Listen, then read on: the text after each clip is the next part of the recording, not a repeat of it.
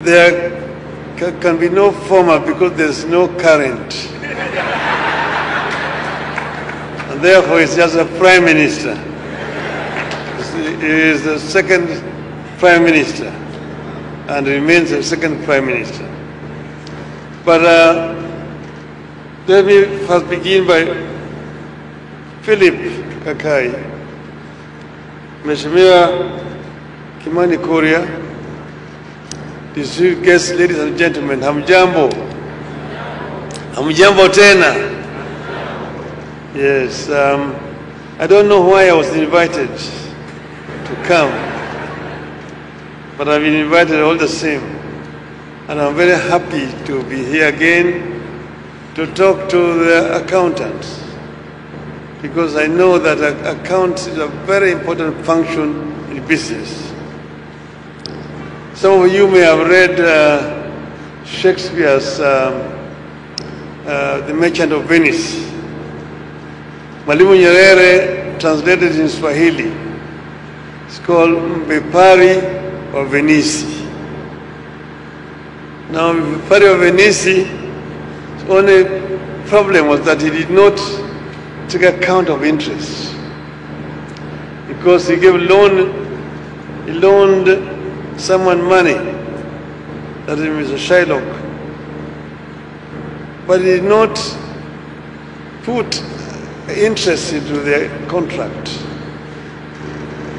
So when the person who had been lent money defaulted in payment,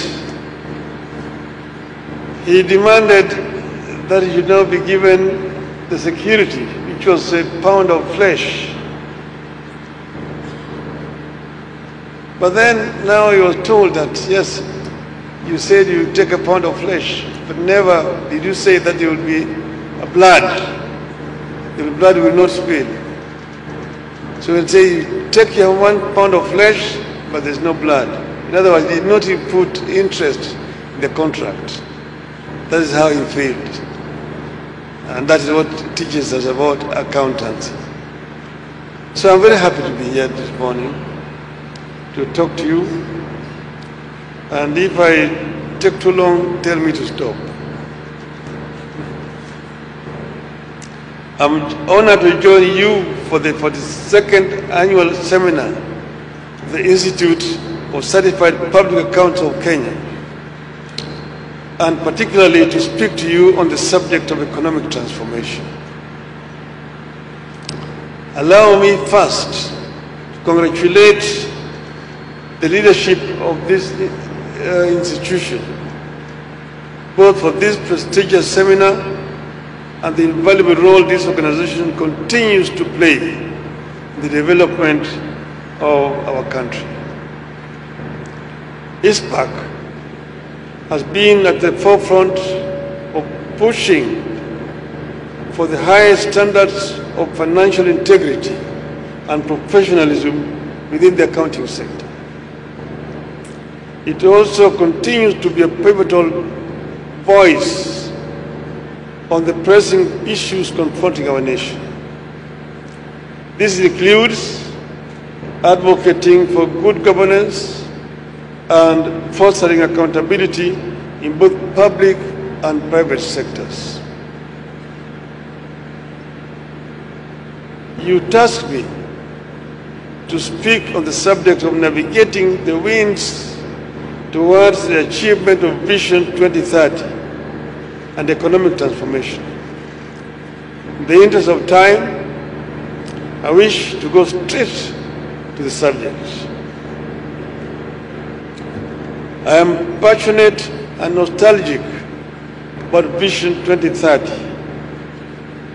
You are all aware that the vision had its origins in the National Rainbow Government, but got formalized in the Grand Coalition Government, where I was the Prime Minister. Following the post-election violence of 2007-2008, Vision 2030 came at a time of uncertainty and doubt in the country. It restored hope created stability, and jump-started the economy. I believe that if we were able to pull the country out of the rubble and heal the wounds of ethnic animosity that had burnt down sections of the land back then, we can do it again. Kenya has grappled with economic transformation its entire life. Vision 2030 is our most recent coherent and long-term attempt for transformation. I have been out of government since 2013. Even now, I'm not in government. My views here are therefore those of an observer watching from the sidelines as successive regimes have grappled with economic transformation.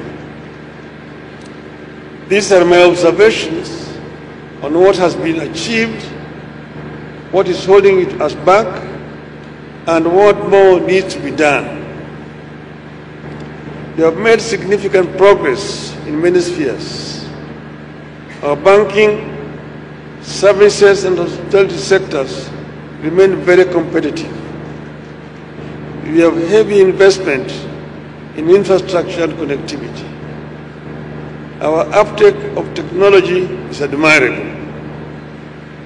Our investment in geothermal, hydro, wind, and solar has made us leaders in renewable energy in Africa. But that is like a blind man among the deaf, among the blind. Despite the progress, Kenya still faces many existential challenges.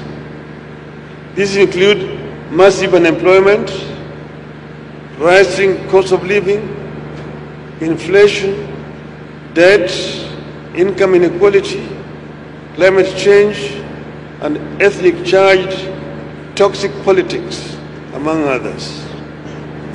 How we deal with these issues today will determine our future growth and stability or otherwise.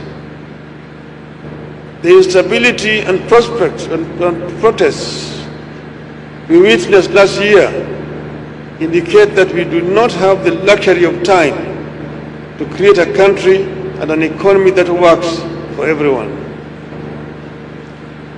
Kenya must put intentional and adequate emphasis on growth, growing the size of the cake. Today, every Kenyan is fighting for a bigger slice and an increasingly very small cake. We have been obsessed with splitting the cake we inherited and not with baking a bigger cake and creating new opportunities. This mindset has put us in a situation where one person's gain is another person's loss. A sure recipe for endless bickering and instability. A complete mindset shift is long overdue. Growing the size of the cake takes deliberate hard work, not half measures and business as usual. I was the Minister of Roads when we made the decision to turn Thika Road into a superhighway and build the bypasses around our major towns. At that time, I became a very unpopular person when I came up with trying to decongest the traffic in the center of Nairobi. Oh, Raila is jealous of our progress. He wants to make us as poor as his own people. That's why he's doing that. We demolished structures which were on the road reserves, and Thika Highway was constructed. And the bypasses of Nairobi were constructed. You've seen the Dongokundu bypass here in Mombasa. You've seen the Eldoret bypass, the Kisumu bypass, It's Nakuru bypass that they have not constructed, but they were all designed under my watch as Minister for Roads. There was hue and cry, threats, insults, and court cases. Today we enjoy the fruits of that difficult decision. We need intentional actions to make Kenya a natural hub for multinational business in Africa. This is what Singapore did. It is what China did. It is a tested way for growing an economy and creating jobs. To this end, state-of-the-art infrastructure is a must. Excellent roads, air, rail, and sea linkages. With the growth mindset, we will appreciate that we have to upgrade all our airports and highways, or build new ones. We have outgrown the Jomo Kenyatta International Airport. It may have been a state-of-the-art facility when it opened in the 1970s. It no longer is. Nairobi-Mombasa Highway can no longer competitively serve this country. And we have many other institutions that were state-of-the-art decades back, but require to be upgraded. We need a deliberate, export-led industrialization policy. We can't transform our economy by importing everything, including needles and toothpastes. You don't have to venture straight into the big and the complex.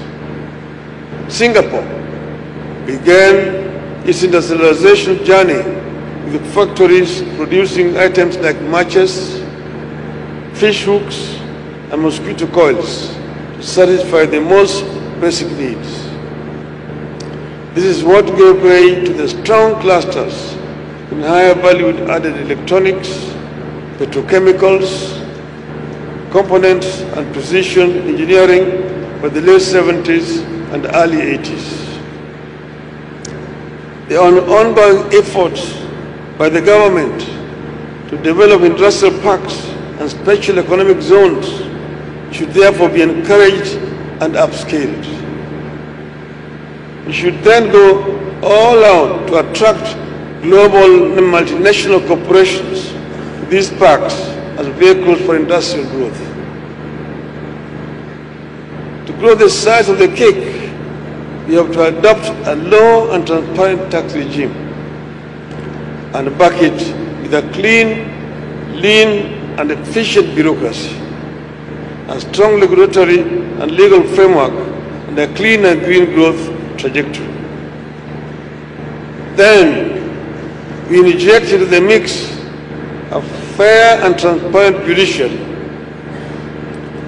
In the journey for economic transformation, so many things end up in court.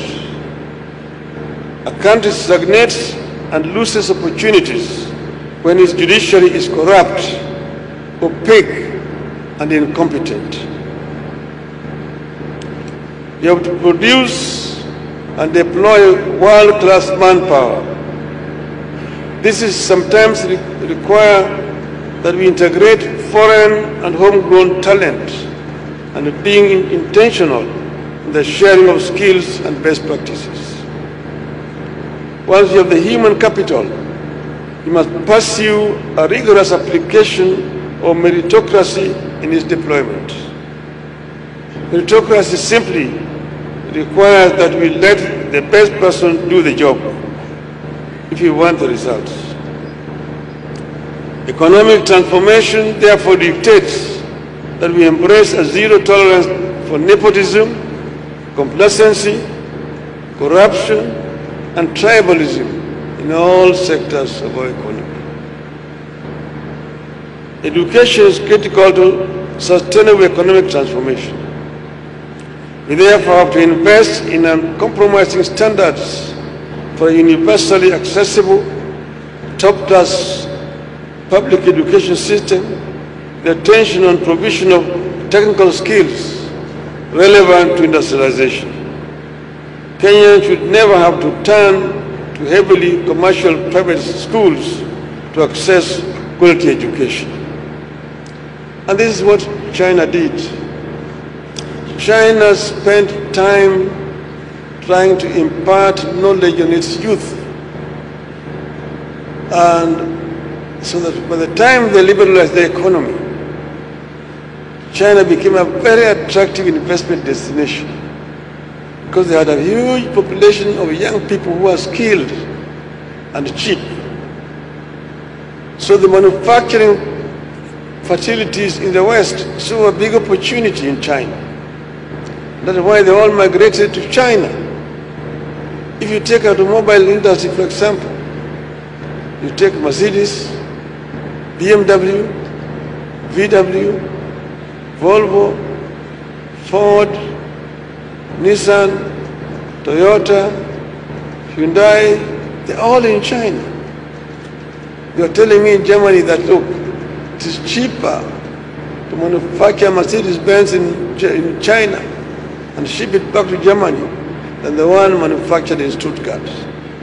See, that is how China managed. And within 30 years, China developed the biggest middle class in the world, 500 million people from poverty to middle class. That's what it is. But China is no longer the cheapest destination because people have become more affluent. There's a gap underneath there which is opening, which countries like Kenya and so on can fill, that the gap that Africa must move to fill. And we must never imagine that we can grow an economy in the middle of chaos and violence. Many nations are stagnated despite massive deposits of oil, gold, and other precious minerals, vast fertile virgin lands because of social disintegration. Many nations of their professionals like you scattered in all corners of the world because of social cohesion failed. We must invest in building social cohesion out of the ethnic, racial, religious, political, and all other diversities that exist in our country. Many times, we think that economic transformation is just about sound policies. It takes much more than economic policies to transform an economy. Any policy can be reversed. Incentive for growth can be cancelled unilaterally. We need to invest in building institutions that can stand for the country and safeguard its broad vision no matter the regime. Reversal and abrupt discontinuation of policies thrive on the absence of rule of law, chaotic and amorphous governance structures, and prevalence of corruption. The fight against corruption must be our national constant. Growth can sometimes lead to income inequality. We must therefore constantly attempt to widen the social security safety net. This can partially address signs of unrest in a population struggling with the highest cost of living and lack of job. The government will have to strike a fine balance between being fiscally prudent and expanding welfare schemes. Ladies and gentlemen, we have a beautiful and uniquely situated country. If we position Kenya as the continent's leading financial and diplomatic center, ensure its competitiveness as a logistics and manufacturing, shipping and aviation hub, and keep it as a regional headquarters for global multinationals, the country's long-term outlook will remain very bright in the decades ahead, and transformation will be a given. I want to give you an example. I was a minister for roads and public works. Before that, I was minister for energy. Then I became the Prime Minister, supervising and coordinating all activities of the government. And it's that time that we came up with the Vision 2030. And we say that we can transform our country from a backward third world economy to a middle income economy by the year 2030. And then we came up with what we call flagship projects that will help to propel us in that direction. Some of this you can see. SGR from Nairobi to, from Mombasa to Nairobi. You've seen the Lamu Port, Lapset, Lamu Port, South Sudan, and the Ethiopia Transit Corridor. We came up with Konza City, ICT City. We came up with tourist cities which have not been constructed: Mombasa, Lamu, Isiolo, Lake Turkana. The special economic zones, Mombasa, Lamu, and Kisumu, plus Nairobi. All those were projects to propel us to the attainment of Vision 2030.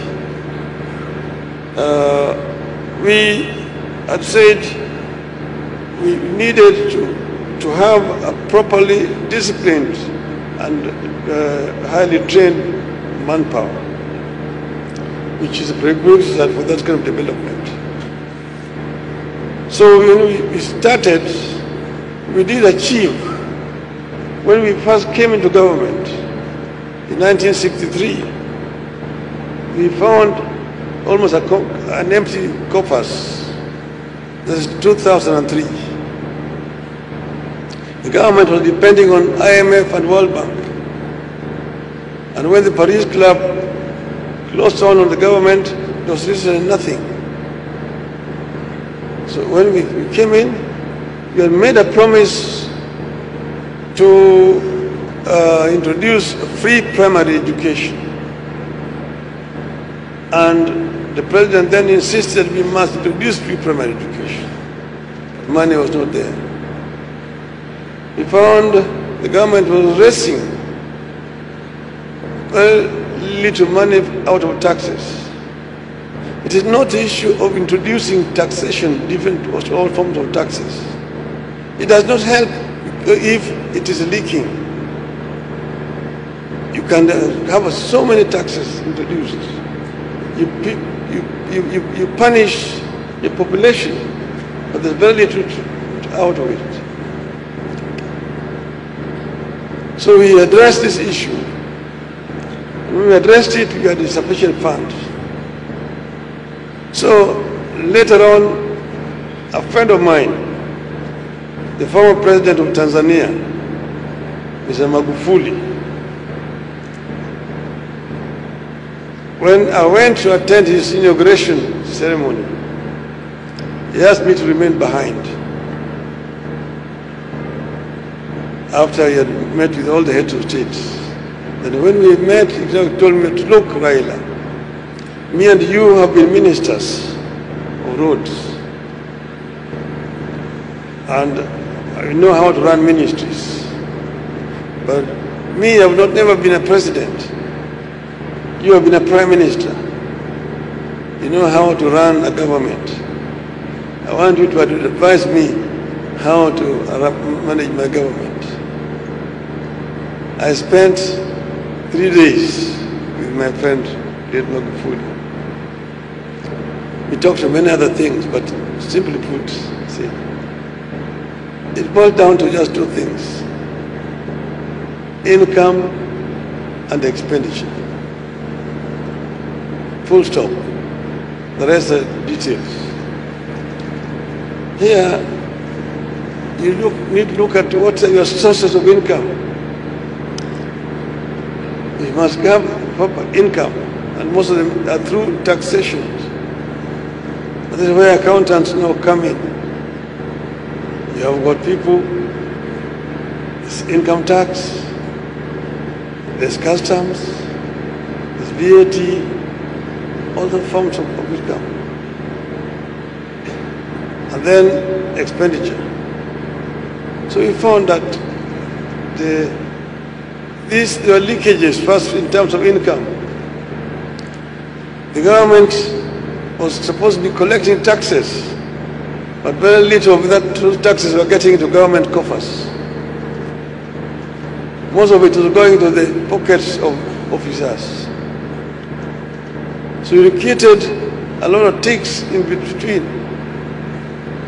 which were basically taking most of this. See, you found that the revenue officers were the boys in town. They're the ones who are buying apartment blocks in town.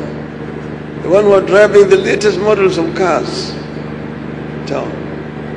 The ones who are building castles in the village. The ones who are building high-rise buildings in village markets. So if you do a lifestyle audit, you can nab all of them.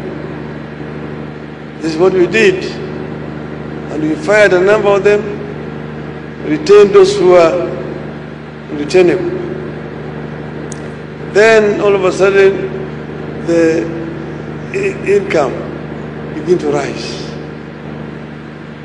On the other side is expenditure. Each and every ministry had a revenue, had a procurement officer seconded from the treasury. And these were accountants, procurement officers. There was a requirement under the Nyayo that any procurement above 100,000 shillings had to be done competitively. In other words, we had to advertise in at least 3 newspapers, and there must be at least 3 companies bidding, and then you select the lowest. We find out that each and every procurement officer had 3 companies registered in his or her name. So that, and then there's now collusion. It's known that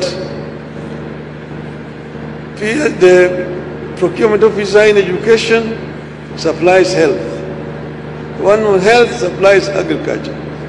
And agriculture supplies transport, and so on and so forth.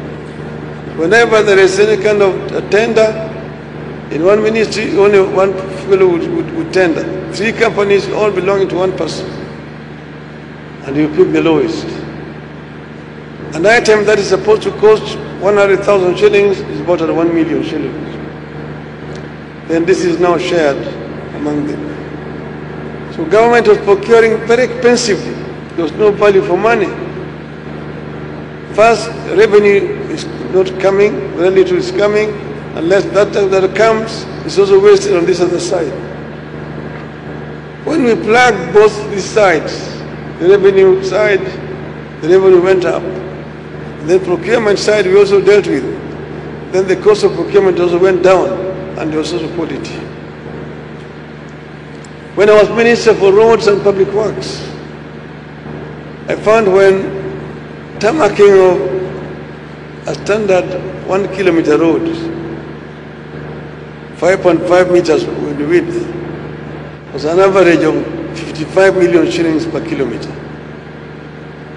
55 million shillings per kilometer. I sat down with my engineers because at that time the cost of constructing a road per kilometer in Uganda was cheaper than in Kenya. I asked, why should a construction be cheaper in Uganda as Uganda is getting raw materials from Kenya? Bitumen and all these things are coming from Kenya to Uganda. It does not make sense. So we sat down and came out. There's a quantity surveyor, there's a civil engineer, we had even an architect, all these officers. And I told him, convince me as an engineer why this should happen. And we went to the quantities. We managed to reduce the cost from 55 million shillings per kilometer to to 25 per kilometer. And we introduced a new gauge, 6 meters instead of 5.5. And better quality, we were able to do it. From 55 million to 25 million, we reduced. So we therefore, within a very short period of time, we had sufficient revenue. 95% of our development budget was being domestically financed. We only rely on 5% from donors. And everybody who was there know how much infrastructure we were able to develop at that time. It's not rocket science. It's not a question of adding more taxes. You add more taxes until now the people cannot pay it. You are milking the cow until only blood is coming. There's no more milk. But what you do is, what you are collecting, look at where it is leaking and plug those loopholes. Then you have sufficient funds for development. This is what would happen in Australia. This is advice that I'm giving to the government. Now that I'm here, and Mheshimiwa just talks, I can be allowed to say something about the CDF.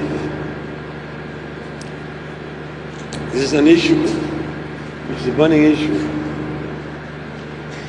We created devolution, a devolved structure of government, because we found that a unitary system of government was very inefficient. And there was also regional imbalances in development. That's why we created devolution. But so many people did not want to hear about devolution. And we said, you create devolution, you will bring units down. There's a national government and a county government. These county governments are supposed to do certain things which are provided for in the Constitution. But before that, before the devolution, we had introduced CDF because the national government was distributing resources in a very discriminatory manner. That's why we introduced CDF. But CDF ideally should now, in the devolved system, there's no need for a CDF.